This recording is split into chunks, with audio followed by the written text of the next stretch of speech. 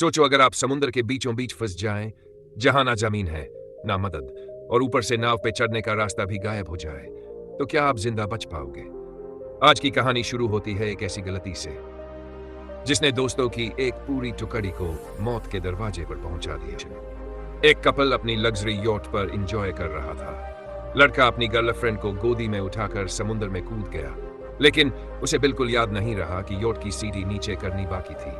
अब जब बाकी दोस्त भी पानी में आ गए और सबने वापस नाव पर चढ़ने की कोशिश की, तो पता चला कि 3 मीटर ऊंची यॉट की दीवार इतनी चिकनी थी कि कोई ऊपर चढ़ ही नहीं पा रहा था। सभी ने जोर लगाया, तैर कर देखा, कूद कर देखा, लेकिन कोई भी डेक तक नहीं पहुंच सका। और तभी शुरू हुआ असली डर। छोटी सी माई जो बचपन से पानी से डरती थी, वो तो मुश्किल से ही तैर पा रही थी। दोस्तों की मदद से किसी तरह सतह पर टिकी हुई थी, लेकिन सबको पता था अगर वो नाव पर नहीं चढ़े तो ये समुंदर ही उनकी कब्र बन जाएगा।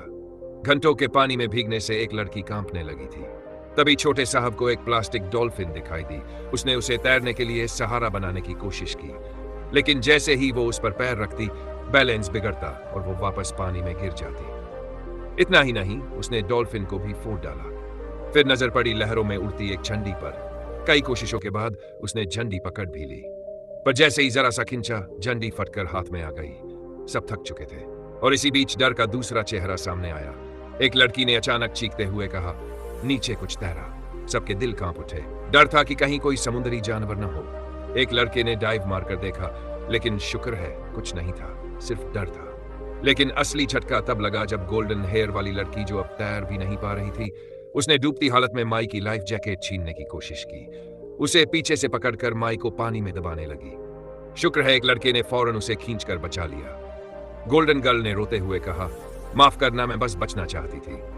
सब समझ गए कि वो अब अपनी लिमिट पर थी। थोड़ी देर बाद सबने मिलकर नाव के सामने 2 हैंडल ढूंढे और किसी तरह उन पर पकड़ बनाकर थोड़ा बहुत आराम पाया। लेकिन अब सबका गुस्सा छोटे साहब पर फूट पड़ा। कहा कि वो ही जिम्मेदार है। उन्होंने ना सिर्फ सीढ़ी नीचे करना भूला, बल्कि माई जैसी नॉन स्विमर को भी जबरदस्ती पानी में धकेल दिया, और ऊपर से नाव पर कोई नहीं बचा। माई की छोटी बच्ची भी अकेली सो रही थी। छोटे साहब शर्मिंदा हो गए और चुपचाप किनारे चले गए। समय बीतता रहा, सूरज ऊपर चढ़ता गया। तभी माई को दूर से एक मोबाइल की रिंगटोन सुनाई दी। सब चौंक पड़े। क्या कोई पास आया है? उन्हें नाव के चारों ओर घूमते हुए आवाज का सोर्स मिला। वो आवाज एक कपड़े में लिपटे मोबाइल से आ रही थी, जो रेलिंग पर टंगा हुआ था। अब क्या होगा? क्या मोबाइल से मदद मिलेगी, या फिर ये उम्मीद भी सिर्फ एक धोखा बनकर रह जाएगी? मोबाइल की घंटी सुनकर जो थोड़ी सी उम्मीद जगी थी, अब उसी उम्मीद को पकड़ने की कोशिश शुरू हुई। छोटे साहब ने पानी के नीचे से जोर लगाकर झटका मारा और रेलिंग पर टंगे कपड़ों के साथ मोबाइल नीचे गिरा लिया। सबने मिलकर जल्दी से जेब से मोबाइल निकाला, लेकिन जैसे ही कॉल लगाने गए, नेटवर्क गायब। सिग्नल न मिलने से कोई कॉल नहीं लग पा रही थी। उधर गोल्डन बालों वाली लड़की गुस्से में मोबाइल छीनने लगी, जिसके चक्कर में मोबाइल सीधा पानी में जा गिरा और पूरा भीग गया। दाढ़ी वाले भाई साहब का पारा चढ़ गया। उन्होंने गुस्से में मोबाइल उठाकर समुद्र में फेंक दिया। जो थोड़ी सी उम्मीद बची थी, अब वो भी डूब गई। गोल्डन गर्ल अब सभी को कोसने लगी, अगर मुझे देने देते तो अब तक मदद आ जाती। उधर सबका धैर्य टूट रहा था। तभी दूर से एक और योट आती हुई नजर आई।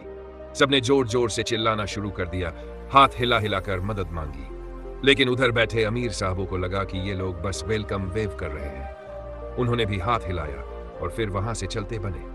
अब तो सबका मनोबल टूटने लगा। छोटे साहब ने एक आखिरी आइडिया दिया, अपने अपने कपड़े निकालो और उन्हें बांधकर एक लंबी रस्सी बनाते हैं। सबने मिलकर कपड़े जोड़े, बांधे और रस्सी को डेक पर फेंका।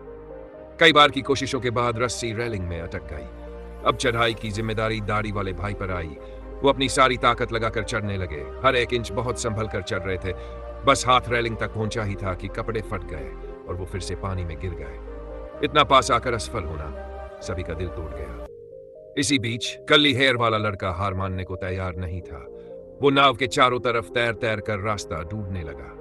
फिर वो योट के नीचे तक डाइव लगाकर देखने लगा, लेकिन उसे कुछ हाथ नहीं लगा। एक बड़ी गलती उसने ये कर दी कि उसका चाकू पानी में गिर गया। उसे लाने के चक्कर में वो बहुत गहराई में चला गया। जब ऊपर आया तो गहरी सांस लेने से पहले सिर सीधा योट के प्रोपेलर से टकराया। जब वो किसी तरह ऊपर आया, उसके कानों से खून बह रहा था, आंखें आधी बंद हो चुकी थी। माई किसी तरह उसे सहारा देकर ऊपर बनाए रख रही थी, अब डर और भी बढ़ गया था। तभी दाढ़ी वाले ने कर्ली के हाथ से चाकू लिया और यॉट की दीवार में घोंप दिया। सोचा कि अगर इसमें छेद कर ले तो उस पर चढ़ा जा सकता है, लेकिन छोटे साहब को यह मंजूर नहीं था। वो अपनी महंगी यॉट को नुकसान नहीं देना चाहते थे। वो तुरंत तैरकर उसके पास गए और चाकू छीनने की कोशिश करने लगे। झगड़ा इतना बढ़ गया कि गलती से चाकू छोटे साहब के हाथ से फिसल गया और सीधा दाढ़ी वाले के सीने में जा घुसा। अब जो हुआ वो दिल दहला देने वाला था। पानी में बहता खून रुक ही नहीं रहा था। दाढ़ी वाला आदमी पानी में तड़पने लगा और पूरा इलाका लाल हो गया। पास खड़ी लड़की डर के मारे चिल्लाने लगी। इतना खून देखकर कहीं शार्क ना आ जाए लगी, लेकिन वो भूल गई, उसे तैरना सही से आता ही नहीं था। कुछ ही मिनटों में उसकी सांसें टूटने लगी और वो समुद्र की गहराई में हमेशा के लिए गायब हो गई। एक्सप्लेनेशन। दाढ़ी वाला साथी अब ज्यादा देर तक नहीं टिक पाया। घाव लंबे समय से पानी में भीगा था और अब उसकी सांसें थम चुकी थी। उसकी लाश को कोई संभाल भी नहीं पाया, बस धीरे धीरे वो समंदर की गहराई में डूब गया। कर्ली हेयर वाला लड़का, जिसकी सिर की चोट अब और बढ़ चुकी थी, धीरे धीरे वो भी बेहोश होने लगा। हर कोई अब एक दूसरे को देख रहा था, जैसे बस गिनती के पल बचे हों। और तभी गुस्से से भरे कर्ली ने छोटे साहब पर हमला बोल दिया। बोल पड़ा, ये सब तेरी वजह से हुआ। हमें समुद्र में घुमाने लाया और सीढ़ी लगाना तक नहीं आता। छोटे साहब अब चुप नहीं रहे।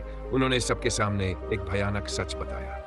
ये यॉट मेरी है ही नहीं, मैं तो बस इसे साफ करने वाला नौकर हूं। आज मालिक नहीं था तो सोचा थोड़ी शान दिखा लूं, बिल्कुल अमीरों जैसी जिंदगी जी लूं। पर अब जो हो गया उसका पछतावा मुझे जिंदगी भर रहेगा। अब कोई कुछ कहने की हालत में नहीं था। सिर्फ एक बात साफ थी, अब वक्त कम था और हर मिनट मौत को करीब ला रहा था। दाढ़ी वाले की लाश डूब चुकी थी और कर्ली अब भी अधमरी हालत में था। उसकी सांसें अब भी चल रही थी, लेकिन कोई नहीं जानता। तभी एक लड़की बिना कुछ कहे समुद्र में तैरकर किनारे की तरफ निकल पड़ी। शायद उसे लगा कि बस यही एक रास्ता बचा है, लेकिन सब जानते थे इतनी दूर का सफर अकेले तय करना नामुमकिन है, और वो लड़की भी जल्द ही लहरों में खो गई।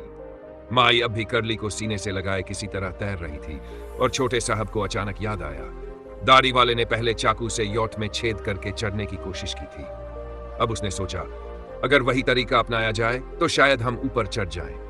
लेकिन चाकू तो समुद्र में गिर चुका था। इस बार उसने तैरने का चश्मा उठाया और गोता लगाकर चाकू खोजने निकल पड़ा। ऊपर से तेज बारिश शुरू हो चुकी थी। बच्ची की रोने की आवाज नाव के अंदर से आ रही थी। माई की ममता तड़प उठी।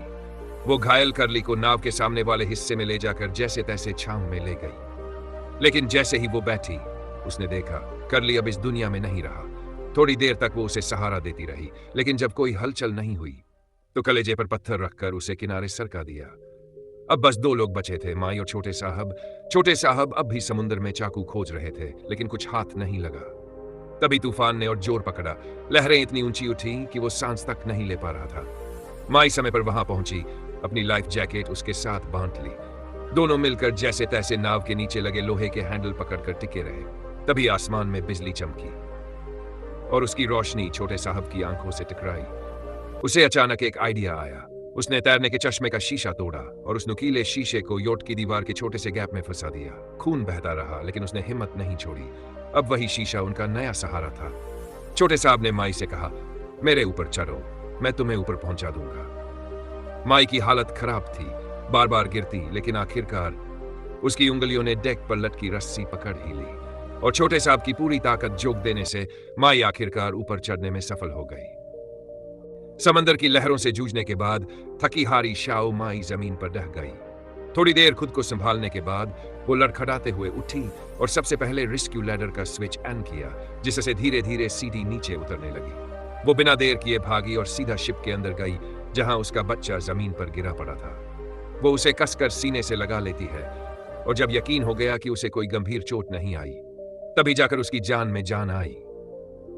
लेकिन उस दौरान बाहर खड़ा उसका दोस्त शाओ शुआई अब तक नाव पर नहीं चढ़ा था। वो अंदर नहीं आया क्योंकि उसे अपने अंदर का गिल्ट मार रहा था। उसकी झूठी शान और एक लापरवाही की वजह से उसके कई दोस्त जान गंवा बैठे थे। वो खुद को माफ नहीं कर पा रहा था, ना ही अपने घर वालों की आंखों में देखने की हिम्मत थी। आखिरकार उसने तय किया कि वो अपनी गलती की सजा खुद मौत से लेगा। वो चुपचाप समंदर की गहराइयों में उतर गया और देखते ही देखते तूफान में हमेशा के लिए गुम हो गया। उधर शाओ माई को कुछ अजीब महसूस हुआ। जब उसने देखा कि शाओ शुआई अब तक अंदर नहीं आया, वो भी भागी भागी डेक पर पहुंची, लेकिन वहां चारों ओर सिर्फ समंदर था। और शाओ शुआई का कोई नामो निशान नहीं। 6 दोस्तों की वो छुट्टी ट्रिप एक बुरा सपना बन चुकी थी, जिसमें से सिर्फ शाओ माई जिंदा बची। और ये सब शुरू हुआ बस एक छोटी सी लापरवाही से। कहते हैं ना, जिंदगी में हर छोटी बात मायने रखती है। एक सेकंड की लापरवाही कभी कभी पूरी जिंदगी बदल देती है। इस कहानी ने एक कड़वा सच दिखाया कि हमें हमेशा सावधान और जिम्मेदार रहना चाहिए, ताकि हम उन लोगों को खो न दें जो हमारी जिंदगी में सबसे कीमती है। अगर ये कहानी आपको सोचने पर मजबूर कर गई, तो ऐसे ही और दिल दहला देने वाले किस्से मिस मत करना। अभी सब्सक्राइब करो, क्योंकि अगली कहानी शायद आपकी आंखें खोल दे।